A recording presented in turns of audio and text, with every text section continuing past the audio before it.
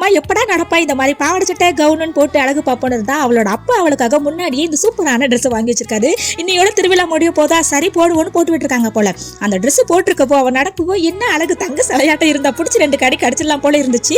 ஒரு வயசு முடிஞ்சு 2 மாசம் நடக்குது, பாப்பா நடந்துட்டான். உங்க குழந்தைங்க எல்லாம் எப்ப எழுந்து நடந்தாங்கன்னு கமெண்ட்ல சொல்லுங்க. அப்புறம் இந்த வாட்டர் பாட்டில் ரொம்ப அழகா இருக்கேன்னு வாங்கி என் தோல்ல போட்டா மேடம் ரியாக்ஷன் பாருங்க. அதுவே அவங்க அம்மா மாட்டிக்கிட்ட கம்மன் இருக்கா, இவளை என்ன செய்யலாம். கிளம்புற டைம்ல மழை வந்து டிராபிக் ஆகி எப்படி ஒரு வழியா தீமிதிக்கிறதுக்கு முன்னாடி கோவில் வந்து சேர்ந்தாச்சு.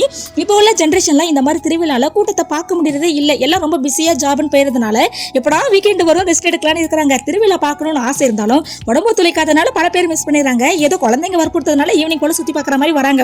எத்தனை பேர் இந்த வருஷம் உங்க ஊர் திருவிழாவை மிஸ் பண்ணீங்கன்னு கமெண்ட்ல சொல்லுங்க. எங்க ஊர் திருவிழாவை உங்களுக்காக நான் லாங் வீடியோவா நாளைக்கு வரும், மிஸ் பண்ணாம பாருங்க. அப்புறம் இந்த 90s கிட்ஸ் ஸ்நாக்ஸ்லாம் போட்டு வச்சிருந்தாங்களா, அதுல இந்த பேஸ்ட் பிரஷ் ஒன்று வச்சிருந்தாங்க. இப்படி ஒன்று நான் சாப்பிட்டத ஞாபகமே இல்லை. எனக்கு தெரிஞ்சதெல்லாம் இடக்கலை மிட்டாய், தேன் மிட்டாய், பம்பர மிட்டாய், புளி மிட்டாய்.